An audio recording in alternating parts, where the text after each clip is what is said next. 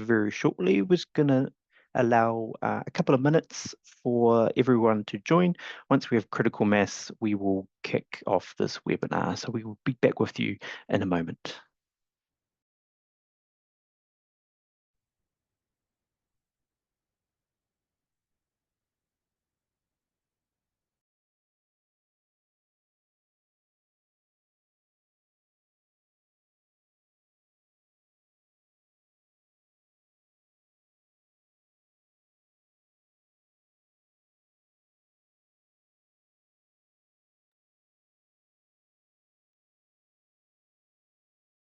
All right, fantastic. It looks like we have a good number of people online who have joined, so we will get things underway. Welcome to this data breach readiness webinar. Everything that your business needs and should know around data breaches. I will be your MC. My name is John Mollo. I'm a team leader here at the National Cybersecurity Centre. If we jump to our next slide, we have two fantastic speakers for you today. So Tom Roberts works for the National Cybersecurity Centre as well. He's a team leader of response and investigations. They are there to support government, businesses, everyday New Zealanders when they experience an incident. So he will be speaking from the aspect of when we receive reports around data breaches. And we're also joined today by Suzanne Allen. So Suzanne is from the Office of the Privacy Commissioner for the Manager of Compliance and Enforcement. And as you see throughout this webinar, data breaches, there is very much a privacy implication there. So it's great to have Suzanne with us as well. Before I hand over to Tom and Suzanne, just a couple of housekeeping things. So we have a Q&A box at the bottom of the screen there, so we encourage you to ask questions throughout the webinar. If at any point I find a natural point to ask a question, I might jump in there and ask our speakers. Otherwise, we'll try to get to all the questions at the very end of the webinar. So we'll jump into our next slide. I'll just touch on our agenda today. So we'll be covering off what is a data breach and how it can happen, some of our legal requirements around the Privacy Act, including when and how to report, what an effective incident response looks like. So when something bad does happen, how do you respond to that, and some of the resources that we have to support you around that, and what are those practical steps to improve your organization's preparedness and incident response for things like data breaches. So now I'll hand over to our first speaker, and I believe that's you there, Tom. There we go.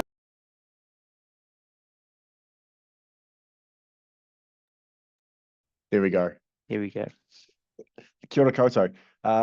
So I'll just go over what the National Cybersecurity Centre is. As you can see there, we provide advice to all New Zealanders, regardless of the size and complexity of the organisation, whether they're a single person or whether they're a large nationally significant organisation, so government departments, or industry, certain sectors in our industry and things like that. That's done through a couple of different mechanisms. So we've got the fantastic Own Your Online, which is our sort of source of truth, where it's easy to understand resources for anyone. It's like this sort of thing that I could point my mum at and she'd be pretty comfortable navigating that and finding out what she can do to keep herself online.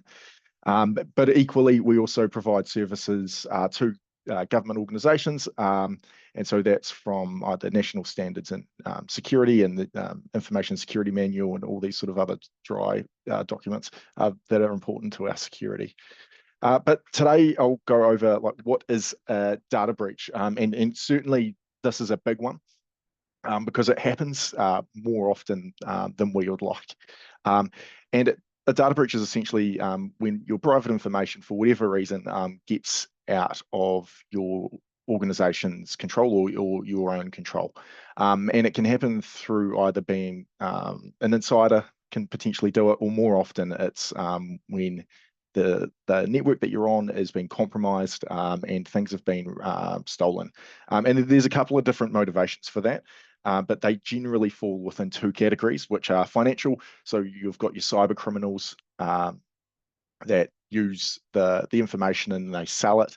And I've got some screenshots coming up that sort of actually tangibly shows you what it looks like. And then also espionage and for future use sort of activities. So think nation states getting into New Zealand's networks and using that for their own national interests. So they can happen a couple of different ways. As I touched on, there's insider threats. That's when you might have disaffected staff. Certainly, the PSR, Protective Security Requirements website that we run in with the service, have advice on how to protect from insider threats. Equally, cyber criminals will use it for money. It's a whole economy. It's a large economy. And then other people will buy that to then make more money off that. And they can do that through phishing emails, or they can use it through exploiting vulnerabilities in your network. They can do sort of social engineering, pretending to be friends, and then they go after your data. And then they can be inadvertent leaks as well. So sometimes you might just have the wrong person on a call chain or a signal group or an email chain, and unfortunately they've had access to the information that wasn't meant to be shared with them. Now, largely, these are the types of effect that data breaches have. You've got your financial in there, the legal fees. There's a lot of hidden fees with data breaches. Certainly, it's a complex situation, and people, whether you're paying for cyber remediation, or you're, paying to have your holes patched, or people might have access, the data, depending on the data, that can be used for criminal financial gain. Reputation, as we saw with the Optus breach in Australia a few years ago, that they had a long, hard road for building back their reputation after their data breach. And so that can really impact your brand. And often that comes with the, that can be bigger and more longer lasting. Legal obligations, as Susan will touch on later, there's some obligations there in accordance with the Privacy Act. Personal information and more phishing, they sort of go hand in hand, but they're used predominantly for targeting for future use. So data will be sold on the internet, a cyber criminal will come after it. It's usually pretty cheap, all things considered, and then they'll be used for a bunch of different things, whether that's potentially making fake IDs or that sort of thing, or it's being used as another way to get into other people's networks. So it really is sort of the source of a lot of harm and a lot of spread that we're seeing. So I'll just talk through a common scenario, and it is cyclical, and we do see it very cyclically. So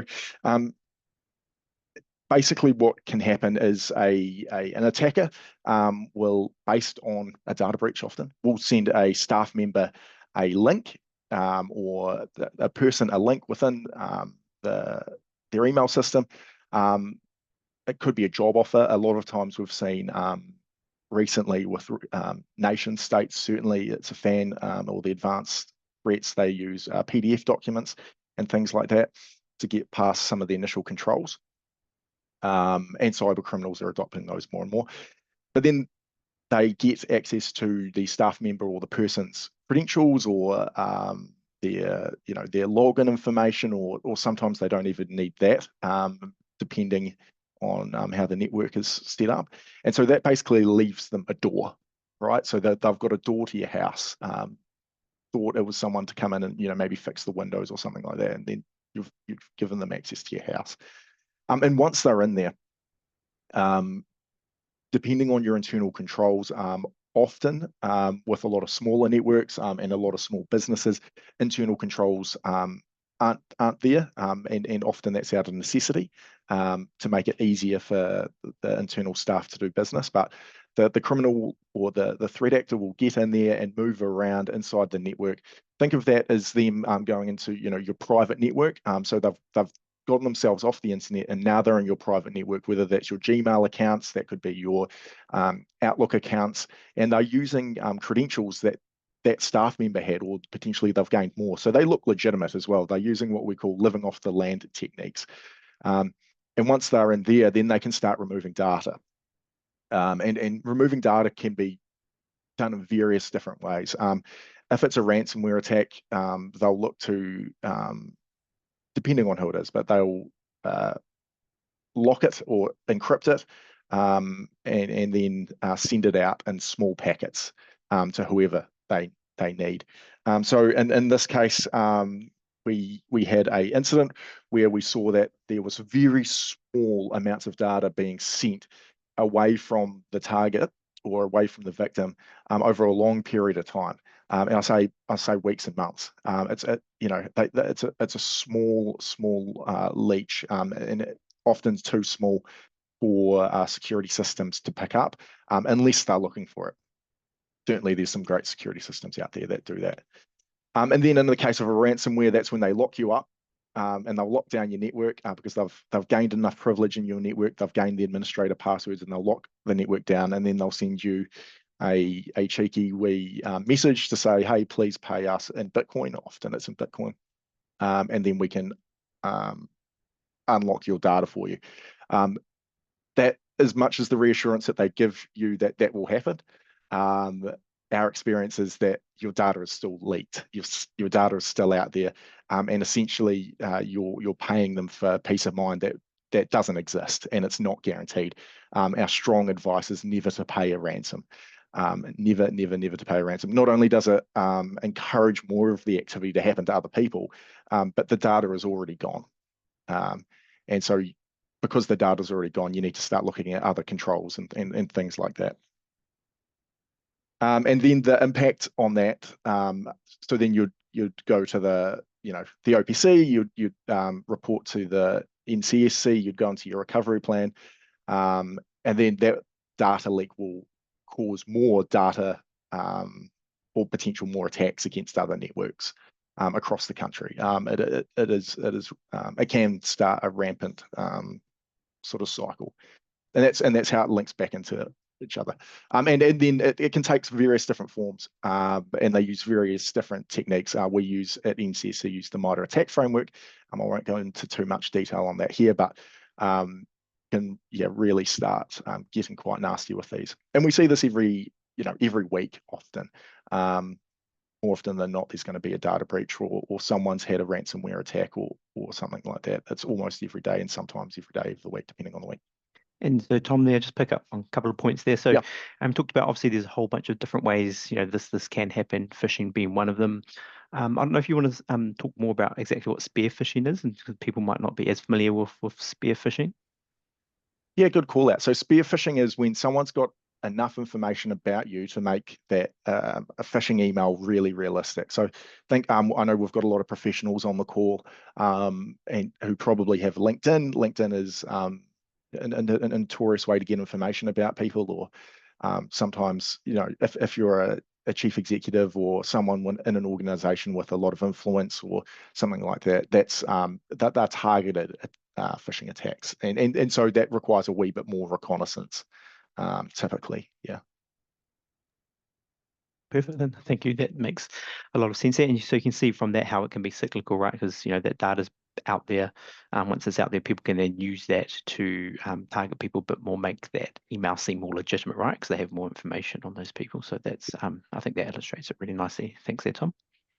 Yeah, and I suppose it doesn't necessarily just have to be email as well. Highlight if you've got a Wi-Fi network, say you've got a guest Wi-Fi network and that's not locked down properly, that's another way that you could easily get a data breach, or the likes of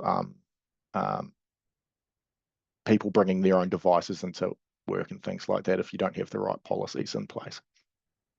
And this is what it tangibly looks like. This is what the dark web looks like for those that haven't been there. I don't go on it too much, but that's what it looks like. So someone's sort of done a bit of a Facebook post. Hey folks, we've recently required information on about 2.5 million New Zealand citizens. This is a fairly recent example. And they basically say, hey, look, who wants to buy it? They're not going to pay the ransom. Who wants to buy it? I would reinforce that even if you paid the ransom, these aren't exactly people with astounding integrity.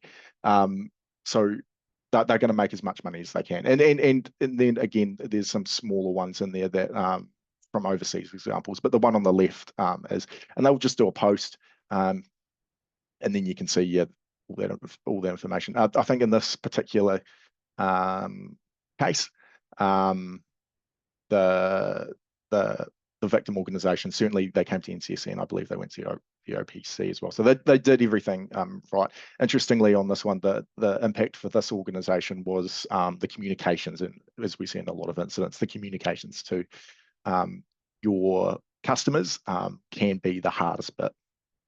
And in terms of what the actual files look like, everyone's seen an Excel spreadsheet, or that's essentially what the data looks like, is an Excel spreadsheet.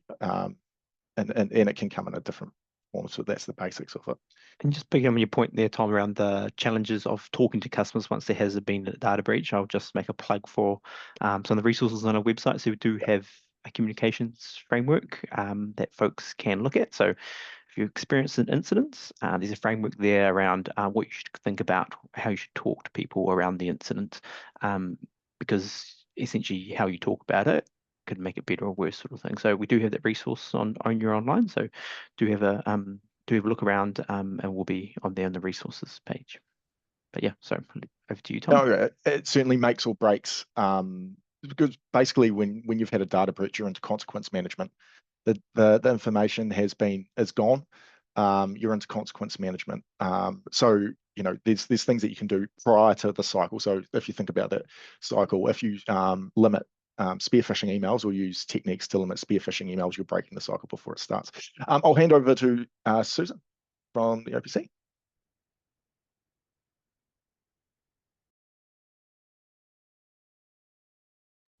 All right, I couldn't find the mute button. All right, welcome everyone. Kia ora, I'm Susan from the Office of the Privacy Commissioner. I am talking about very similar things actually from Tom, only on a slightly different perspective. So I'll be covering a bit about our office, what we do, understanding what a notifiable privacy breach is, what to do when you have one, how to work with the Office of the Privacy Commissioner, and how we'll support you. I'll also talk about some insights on breaches that we see reported to us and their root cause, and also some pointers to think about within your business about safe personal management of information. And I'll also be covering off the communications element. So how do you tell affected people about a privacy breach? So there are some specific requirements you need to do.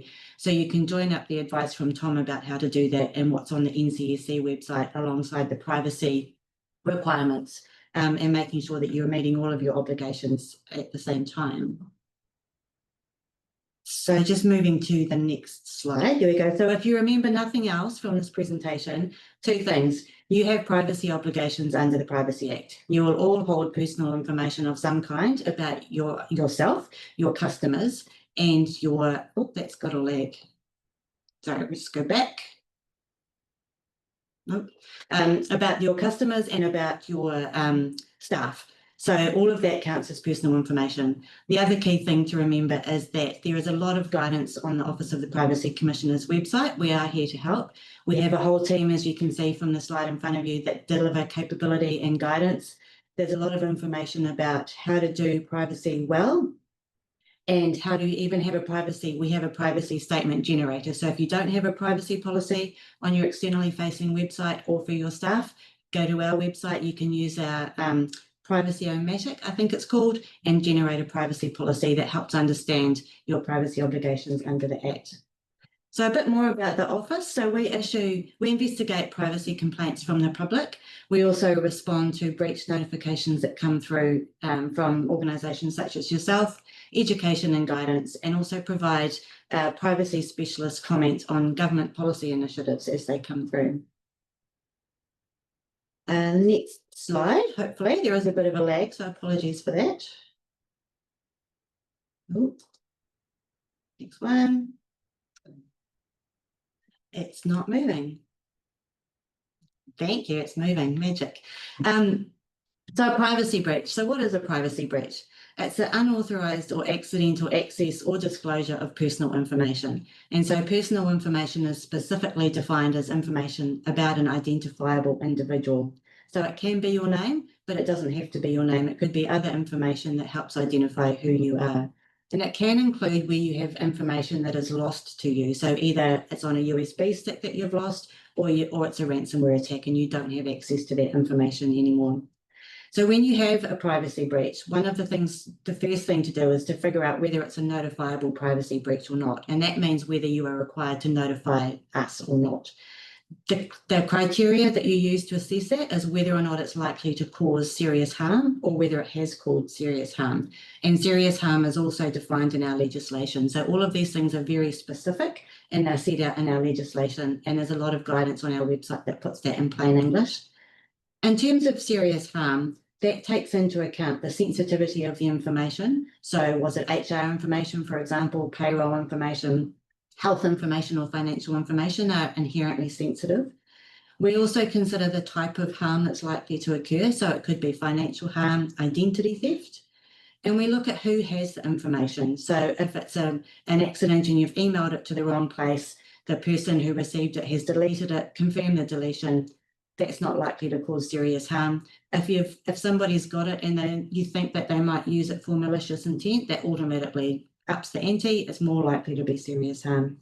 At that point, you need to consider notifying us as soon as possible. And you also need to consider notifying affected people. So people whose information was in the data cluster that got accessed or misused was subject to the privacy breach. And there are some specific requirements to that notification that I'll talk about shortly. One thing to be really clear of, and we hold this very dear to us, is that we have obligations of secrecy under our Privacy Act. So anything you tell us, we are required to maintain secrecy of that information. So we don't make any public comment as a general rule. There are some exceptions to that, but if we do find ourselves in a situation where we're making a public comment, we will talk with you about that first. We don't answer media questions with any details about your organisation or about the incident that has happened. So anything you tell us is secret. Move to the next slide, hopefully. Might just jump in there, Susan, just real quick. We've got a question that kind of ties into that slide. I think you've kind of touched on it. But this question here is just, kia ora, Susan. We encourage people to report to you when we know there's been an incident, but the form implies you only report if there's been harm. So I suspect they don't continue. Can you confirm they should report anyway if there has been a breach? I think you sort of touched on that around serious harm. Is that right? Yes, so there's a couple of really good reasons to report to us. So if you need advice and guidance, let us know. And so reporting to us is a good way to give us enough information to be able to help you. So if you're needing advice and guidance, report it. The threshold within the legislation is that it is likely to cause or has caused serious harm, and that likely to cause as can be a bit tricky. So it could be likely to cause immediately, or it could be likely to cause in a year's time. And so if in doubt, notify, but you don't need to notify if something's bad has happened and you don't have any personal information that you've identified as affected. So those are your first steps. What personal information was affected? At that point, you could consider whether you need advice or guidance or whether it is likely to cause serious harm. If in doubt, notify, and then we'll be able to give you some guidance. But the key thing is first make sure that personal information was affected. I'll move through this slide. So when a breach happens, and I say when a breach happens because they do, you can have the best security systems, the best training for your staff, but bad things happen. So we work on the assumption that it does, and your best defence is to be well prepared and have a breach management plan in place. The three elements of our breach management plan: contain, assess, and notify. So the first point, contain, is all around reducing the impact to the affected individual and also to your organisation. When it comes to assembling an incident response team, what we see a lot of is that the immediate responses to the security breach or the IT issue. Each organisation should have, under the Act, is required to have a privacy officer, and it's really critical that that privacy officer is in the room when the response team gets together. So that privacy officer's job is to just focus on the personal information, and that leaves the IT specialists free to sort the IT issue, and the privacy officer can manage the notifications to our office and the notifications to the affected individual. So containing the breach means essentially trying to get it back. So you've lost control of it in some form or other, get it back if you can. If it's lost, try and find it. If it's been sent to the wrong place, as I said before, contact the person who it was sent to, and that could be as simple as an email error, it's gone to the wrong email address. Contact that person, ask them to delete it and ask them to confirm it's deleted. If it's a lost laptop, you can wipe the device remotely or make sure, or change the password on the account so the information isn't accessible. At the extreme end, you can also apply to the courts for an injunction, which enables the information, if you can't contain it, your preventing its use, so it becomes illegal to use that information. And of course, a hacker is not going to pay any attention to that, but it does mean that you're taking the best possible steps you can to try and contain the breach that's happened. In terms of a... So I might just jump in there with another question that was just ties into what you're talking about, assembling your response team. So this question here is, can anyone notify a potential breach, or does it need to be your organization's privacy officer? Anybody can. Normally it is the privacy officer, but anybody can. Yeah. Okay. We'll happily talk to anybody. Yeah. Cool. Thank you. I'll let you keep going. Good. In terms of the assessment, so this is the part where you work out whether it's likely to cause serious harm or not, or whether it has caused serious harm already. So you look at the containment, whether it was successful, and the sensitivity of the information. So, and this is very context specific. So for example, name and address information is not inherently sensitive, but if it's the name and address information of somebody under protection order, then it becomes immediately sensitive information. So you need to consider the context. The malicious element that I spoke about before, and it's really important, and we will want to see you document your decision making. So if, for example, you assess a breach as not being notifiable, and then somebody is harmed and makes a complaint to us, we will then come back to you and go, well, how was your decision making? What factors did you take into account? And making sure that you've met all your regulatory obligations. The notifying part, so this is notifying affected individuals primarily. So it is really important to be transparent with affected people and be prompt as much as possible so that you're reducing the harm to them. Now, you won't know everything necessarily right up front. Sometimes it can take a while to work through and investigate what actually happened, what information is involved. So it's okay to do that incrementally, that notification, both to us and to your customers. When you do notify your customers, the Privacy Act has very specific requirements in there about what you tell them. And you need to tell them things like what happened, what you've done to contain the information, what you've done to prevent it happening again, any steps that they can take to prevent themselves from further harm. So if it was an account breach, for example, you might require them or recommend that they change their passwords on key accounts. And you also need to tell them that you've notified us and that they have a right under our legislation to make a complaint to us as well. So those are the things that we will be working with you to make sure that you understand those specific notification requirements that are in the Act and how to meet them.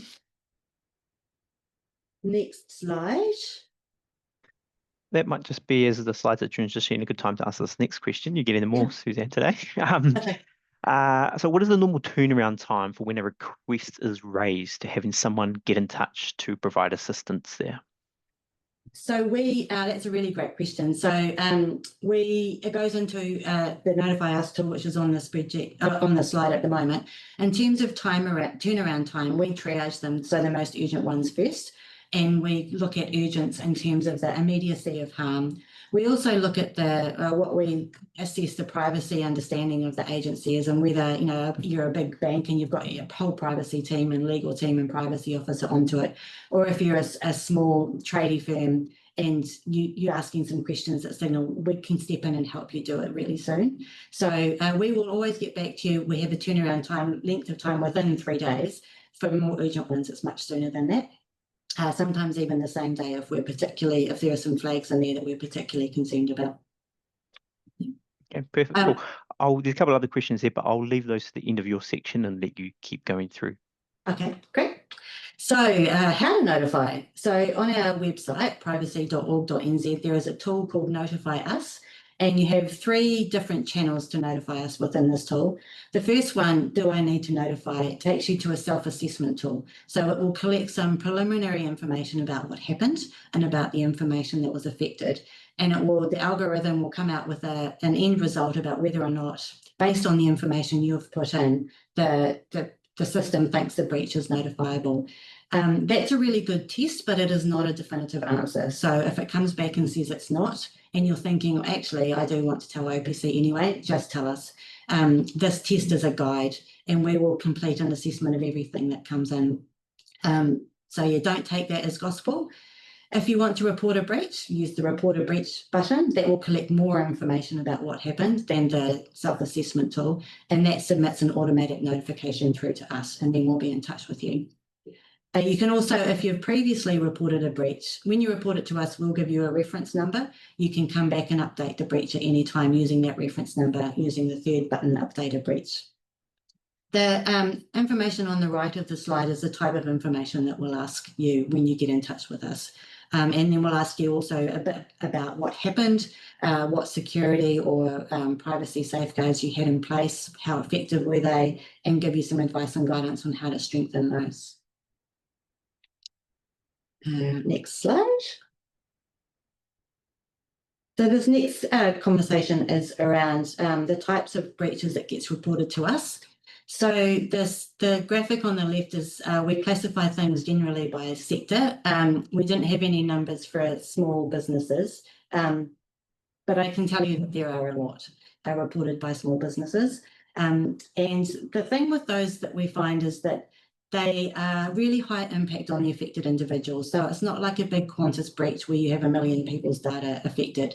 It's one person or one family. In one example, a building company had a phishing attack, and the hacker got into the system and sent out an email telling the clients, hey, I've changed, the company's changed its bank account, please pay your invoices into this new bank account. And as a result of that, one family lost $200,000. So they paid money into the wrong bank account and they didn't get it back. And so the impact of these types of breaches, I think, is much greater for small businesses, and it really impacts people's livelihood, their well-being, their stress. And so when you're thinking about a phishing attack, they can get into your systems and impact your business, but they can also have a huge impact on your customers. And once that trust is gone, it's really hard to get back. And people don't recover from losing $200,000 in a scam. They just don't. The type of breaches that happen, the most common one is unauthorized access and unauthorized sharing. And that can be anything from cyber hacks, ransomware, sending an email to the wrong place. It also includes employee browsing. So for example, if you're a GP practice, you've got very sensitive health information, or you're an accounting firm, you've got sensitive financial information. Yeah. Not everybody in your company needs to have access to all the information. And if you've got somebody who's looking up, for example, a client's financial report, and that person is not working with that client, they don't need to have that information. And so people can look up information that's about somebody else. They don't have a lawful purpose to look it up. Often it's for nosiness. Sometimes it's to cause harm to that individual, both of which are privacy breaches you need to assess and consider whether they're notifiable or not. Next slide. So it's just in terms of those numbers there, I think we had the dates across the bottom, but perhaps wasn't legible. But so what is the time frame for those numbers? Someone has asked that. So those are the numbers at the end of, so for the full financial year 2024-2025, so year ending 1st of June this year. Okay, perfect. And year on year, our numbers are going up. We get about 1,000 breaches reported to us each year. Out of those, a good 2/3 of them are serious harm. Okay. Thank you. So to round up, these are some things that I would love for you to go away and think about. What kind of understanding the personal information that you hold is key to protecting it. So understanding what you're collecting, why you're collecting it, how long you're holding it for. If you don't need it anymore, so your retention period has passed, say you're holding it for AML obligations, that retention period has passed, delete it. You've got anything that you hold that you don't need is a greater risk for your organisation. Each organisation has to have a privacy officer, and it's really important that all your staff know who that is, so that they can go to them for advice and guidance. And just making sure that you've got the right steps in place to keep information secure, and having a breach management plan that I mentioned that before. We've got some guidance on our website called Popo Matatapu, which is doing privacy well. That talks about how what does a good privacy look like in every element, from the governance of it, from the conversations that the CEOs are having, through to the role of the privacy officer, how to manage a breach, how to notify a breach, everything you need to know about privacy. So that's your go-to for privacy. That is me. I'm really happy to take any further questions at the appropriate time. Thanks. Thanks, Suzanne. There's a couple of other questions in here for you. Obviously proving very popular, so we'll just dive into some of these, and if we can't get to some of those, we might just keep them to the very end. So there's one here just asking to clarify what was the document on the privacy.org website that you used to create a privacy document for your business? Was that a privacy policy generator? Is that right? Yeah, I think it's called Privamatic, which is Pragmatic. pretty catchy. If you just Google privacy statement generator on our website, search, you'll find it there. I think it will be under our resources tab. Okay, cool. Thank you. Well, it sounds like there's a lot of useful tools between that and the self-assessment tool there for folks. So that's really cool.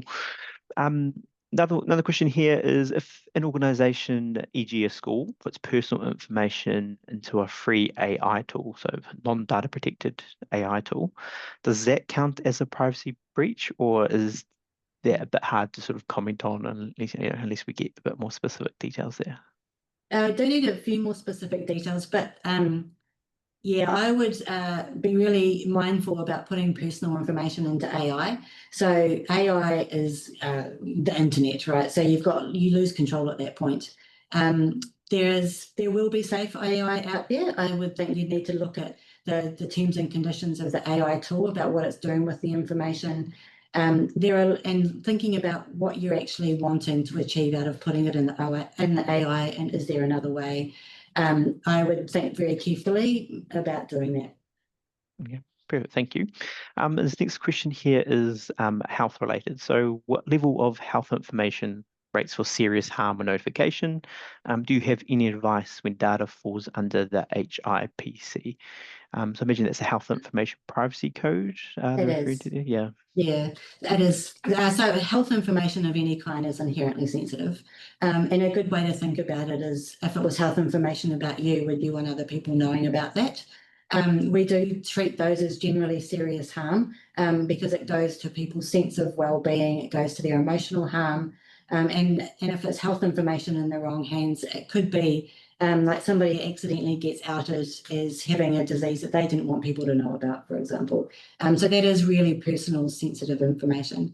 The Health Information Privacy Code sits underneath the Privacy Act, so it's still got the same information privacy principles. It's just a bit more prescriptive in certain elements that give a bit more protection for health information on the recognition that it is particularly sensitive. So the two go together. And I think if you've got particular questions around specific health scenarios, speak to your privacy officer or give us a call. Perfect. And we'll ask you one more before handing him back to Tom, and we'll get to the rest hopefully at the end there. Does OPC have an opinion about impacted parties asking for a copy of the notification form filled out by the agency when notifying the breach? Could the organisation withhold it under the Privacy Act? I note your comments that OPC promises secrecy. Do you have any thoughts on that one? Yeah, that is a really good question. We get asked that a bit. So we will not release any information that you gave us. So we won't give, if that person asked us for information about the notifiable breach and what you submitted, we will point them back to you. I think the rest of it is your decision as an organisation about whether you want to how much information you want to give to the affected person. Generally, I would say if they're affected by the breach, it's part of being open and transparent with them about what happened. But if that is, we don't have any requirements about whether you do or don't keep that information safe. The secrecy requirements apply to information that we hold or we know or we are given. The rest of it is within your control. I would say that part of being open and transparent is as a notification requirement under the Act is telling the affected people what actually happened. And a lot of that information is information that you give us in the notification. So unless there's something particularly commercially sensitive in there, then obviously that's your decision to withhold or release for that ground. But otherwise it's up to you. Okay, awesome. Thank you, Suzanne. We'll just park those questions for now and hand back over to Tom. I think he's got just a few more slides to bring us through, and then we'll get back to some of the questions once Tom's done. Over to you, Tom. Awesome. Thank you. So we'll go into how to protect your business from a data breach, and sort of the actionable things that you can do now to prevent the harm specifically from sort of the cyber angle of data breach. So it starts with the data that you're collecting. If you're a business, I'd really invite you to collect the minimum amount of information for you to be able to do your business, and not a piece of information more. And then and how you store it needs to be secure, and then the levels of encryption and things like that.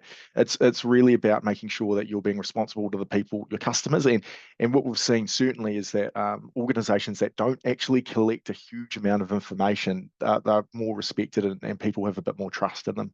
So if you collect less information, you're not going to have as bad of a day as that you could have had should you say collecting passport information when there's actually no need. There's also the storage of information. Say you need to do verifications on people, and you might need, say, an ID document for that short period of time. Just delete it afterwards. Don't retain your data for longer than you need. Certainly, there's data debt out there where there's just, people will have this on. Certainly, I've got this on my own sort of drives where you just keep downloaded documents, or you just keep a lot of stuff and you don't have a clean out. If you don't need the information, get rid of it. And then there's the technical stuff there as well. So just making sure that it's encrypted. A lot of the services that people use already are secure by design, and certainly that's what we're promoting from the NCSC. You don't expect to pay extra for seatbelts when you get in your car, so you shouldn't be paying extra for security for your data and IT services. So make sure that you are considering services that are secure by design. Managing staff access. Often people just get added to a SharePoint group, and then that's them, and it's like, oh, they're in the business, they have a need to know. Certainly, that's a pretty bad way to operate, quite frankly. You don't need to be giving your staff all access. It's better for staff to request access than it is for them to have it automatically. And then also it helps your IT team manage who's actually getting through where. So it's adding that sort of a bit more of a technical layer of protection. And certainly, I mean, it's the way that the OPC operates, the way that the NCSC operates, where people need to know. And if people don't need to know, then they don't need to know. And I'd invite organizations to do the same thing in their businesses. Cool. Just question here that was relevant just to the previous slide there, Tom. We've the data collections slide. Is the advice to retain minimal and then delete relevant for the public sector too, given R&D requirements under the Archives Act? So I imagine there where you talk about if you don't need it, that means need it under legislation as well as need it for work, right? So there's obviously requirements around financial records and obviously the Archives Act. Is that what we're getting at there? Yeah, absolutely. So, and then Susan can speak to this a wee bit more, but certainly we've got the privacy obligations under the Privacy Act and the need to keep information for set periods of time. So there will be the need for that. If more so meaning if you're a business and you don't have those obligations, it's better to just get rid of the information that you don't need to do your core business if you don't actually need it, while adhering obviously to the relevant acts. Thank you. The next one is create an incident response plan. We've got a fantastic tool on Own Your Online. I really mean it. It's fantastic. It was built by like subject matter expertise, best knowledge, and then applied to a business lens. And so as you've got the privacy plan and on the OPC website on Own Your Online, there's the incident response plan, and you can go through and create a checklist of what you need to do. And certainly that helps cool heads. When you're operating in crisis and you've found a data breach, it can be the worst day in someone's career. Just having a plan will just cool the fire a wee bit. And certainly if you've got to report to your board and you've got an incident response plan, or you've got to report to whoever you need to, just saying that you've got an incident response plan and that you're following your incident response plan can often lead to less reputational harm because you're doing something that you've already thought about. And if you have had a data breach, and that these two tips are certainly situation specific. Sometimes you wouldn't want to do, say, disconnect the compromised system, but more often than not, you need to isolate that system. Reason being is that you would want to isolate that system is if you haven't been ransomwared, if you've seen the data going out and you haven't been ransomwared, that can be an indicator that you've actually gotten in there before the actor or before the cyber criminal has managed to encrypt your entire network. So you'd be preventing harm. But certainly don't turn it off. Do need to make sure that you've got the evidence to know what happened, and then certainly reset passwords for any compromised accounts. Even if you have an inkling that they could be compromised, it's easier just to reset them. If it's on your personal device and your personal information, and so your own phone or your own bank and all that sort of thing, resetting passwords if you think you've been involved in a data breach is a must. And then on top of that, get multi-factor authentication or two-factor authentication, whether that's a text code or one of the ones that you've got on your app, on an app. So if you remember a couple things, data breaches are easier to avoid than they are to fix. Once you're into fixing a data breach, you're into consequence management. It's really awful. So make sure that you've got the right security controls in place, whether that's in your personal life. So, making sure that you've got multi-factor authentication and strong passwords, through to staff education. If you're running a business, make sure your staff are educated. These things happen, and they happen more regularly than people think. The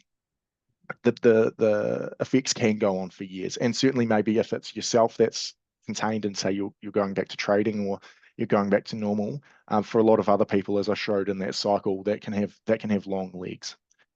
Your business does have legal obligations under the Privacy Act, and certainly reporting to the OPC, certainly we recommend that. It's just report to the OPC. They're fantastic and really helpful as it helps to navigating, and certainly has further tips around that more legal sort of side about how to navigate that system. Always be conscious about what your business collects, as I've touched on before. And if you have a data breach, reporting and get assistance. Certainly when it comes to reporting to the NCSE, if you've got a data breach and you're just not sure what to do, please give us a call or give us a report or something like that. Even what we find, certainly with information security managers, sometimes it's just that we give the, hey, you're actually doing the right thing. It's the worst day of their career. They think everything's falling down, but certainly we just talk it out with you and say actually everything's okay. Equally, we've got unique capabilities and unique tools that can we can apply to tough situations to hopefully help mitigate any damage caused by it. But with that, and certainly, sorry, the last slide from Susan. Apologies. These are your key takeaways. So if you remember nothing else, privacy officer, check out our website. That's it. Awesome. Over to you, John. Cool. Thank you, Suzanne and Tom. That was really good, really useful. We've got a few questions here, so do feel free to keep firing through the questions, and we'll get to those in a second. But just noting this last slide here, Cyber Smart Week is coming up 6th of October, week of 6th of October. So do feel free to sign up if you want some resources there to help you talk about online security within your business or to your customers. They're absolutely free. There are a range of resources there, so you can pick and choose from. It's a great pack of stuff there for you to use. All right, so we might now jump into some questions for our speakers. So the first one here we'll put to Tom. So apart from what Norton LifeLock offers, is there anything like that from CERT or police, etc., that they offer, like getting you back to normal type stuff?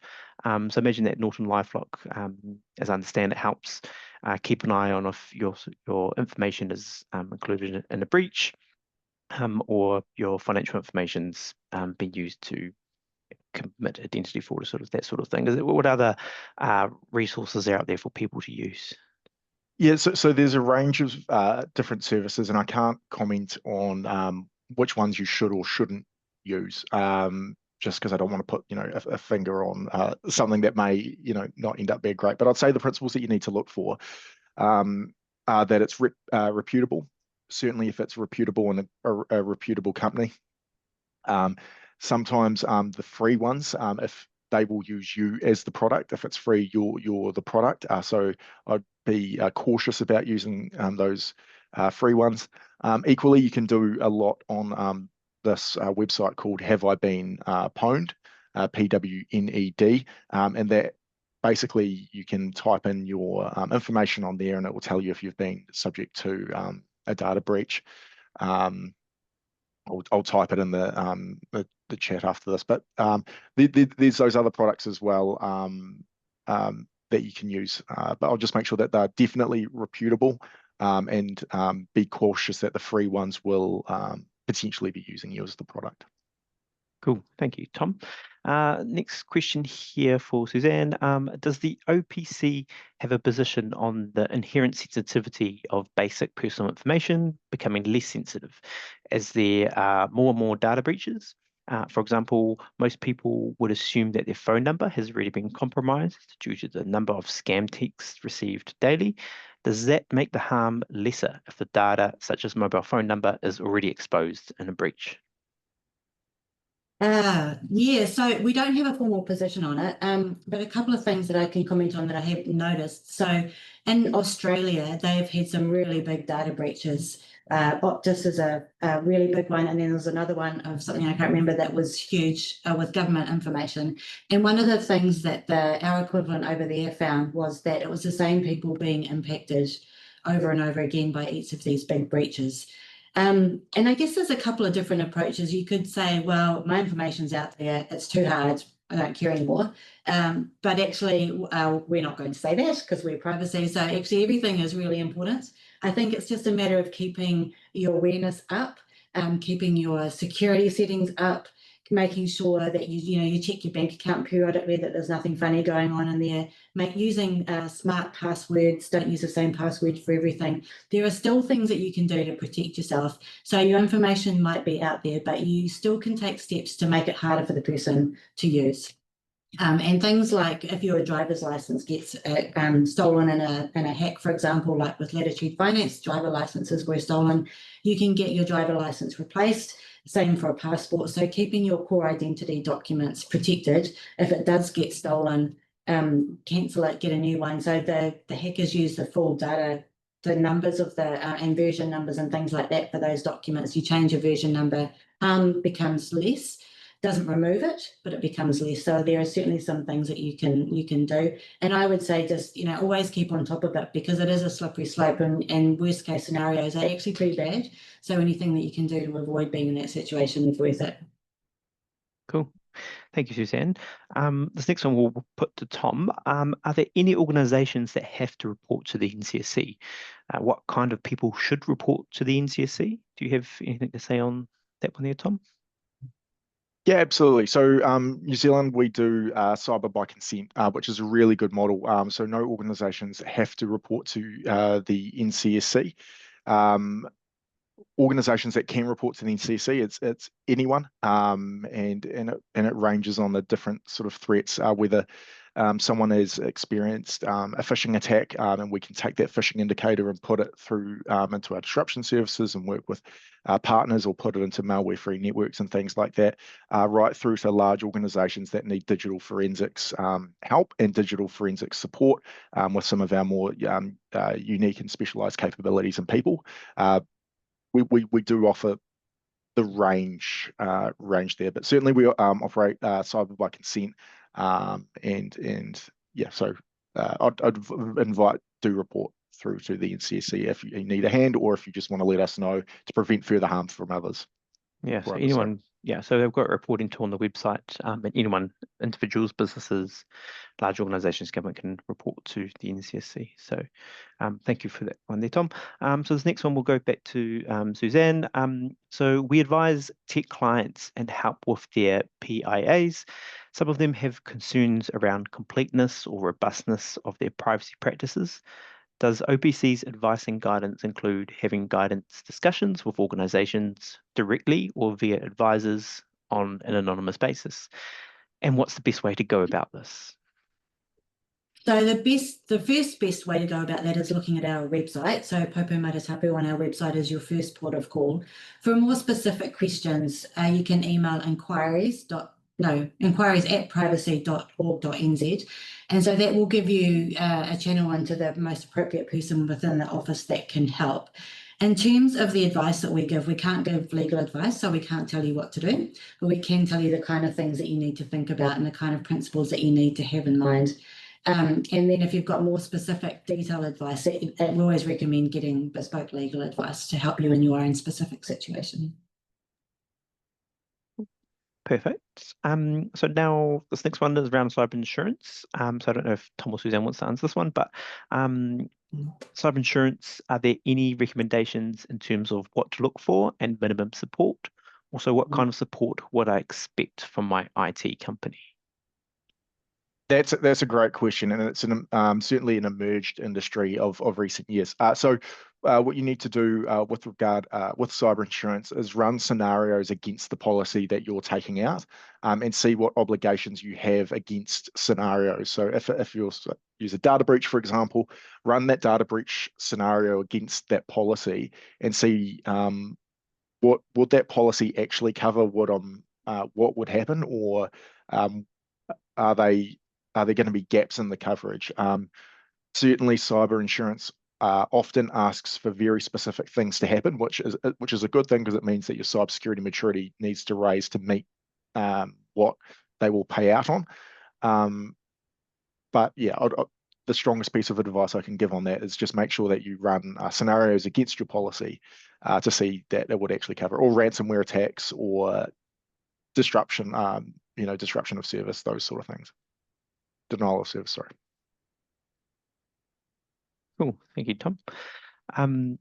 So this next question here for Suzanne is, what's your policy on OIA requests relating to a notifiable breach that has been notified to the OPC? So we, as I was saying before, so we keep everything secret. If we get an OIA request for anything that you've given us, more likely than not, we will decline to release that information due to our secrecy provisions.